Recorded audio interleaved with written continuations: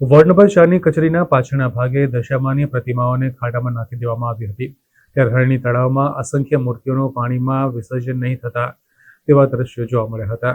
વડોદરામાં ward number 4ની કચેરીના પાછળના ભાગે દશામાની પ્રતિમાઓને ખાડામાં નાખી દેવામાં આવી હતી। દશા માતાજીની આટલા બધા દિવસ પછી પણ મૂર્તિઓને વિસર્જન ન કરી વોર્ડ નંબર 4ની કચેરી પાછળ મૂકી દેવામાં આવતા વડોદરાના જાગૃત યુવાન ત્યાંના સ્થાનિક યુવકોએ તેને પકડી પાડતા અધિકારી ફસાઈ ગયા હતા। આ જાગૃત યુવાનોએ માતાજીને ગોરવા દશામાના મંદિર ખાતે લાવી તળાવમાં રાત્રે 4 વાગે વિસર્જન કરવામાં આવ્યું હતું। અમે પહેલા પણ કીધું કે અમે ગણપતિ બાપ્પા તમારા ત્યાં આપવા નથી માંગતા।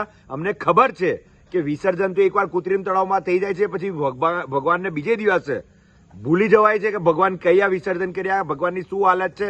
આવી રીતે કચરાના ઢગલા બનાવીને અહીંથી થઈ આ તો પવને ના પકડ્યા હોત તો માતાજીને દફનાઈ દીધા હોત। આજે માતાજી માટે એટલું લડ્યા, એટલું કર્યું પવનને ને ત્યાંના સંગમ વિસ્તારના તમામ રહીશો યુવાનોએ, તારે ભગવાન અહીંયા સુધી પહોંચ્યા છે। અત્યારે ગોરવા દશામા મંદિરે રાત્રે 3-4 વાગે રાત્રે માતાજીને અહીંયા દશામાના મંદિરમાં વિસર્જન કરી રહ્યા છે। આ હિન્દુ યુવાનો ભેગા થઈને કે ભાઈ ધર્મ માટે બોલવું પડશે, લડવું પડશે, પણ આ સલાહો તો હવે એવું લાગે છે રાત્રે પણ પેલા બોટમાં આવું કર્યું, પેલામાં આવું કર્યું, ફેલિયર કર્યું, આખું વડોદરા ડૂબાડ્યું। એ જે માતાજીએ આ તમે જુઓ, જેને આખું વડોદરા ડૂબાડ્યું એ માતાજીને ડૂબાડવા નથી માંગતા, એ લોકો દફનાવવા માંગે છે।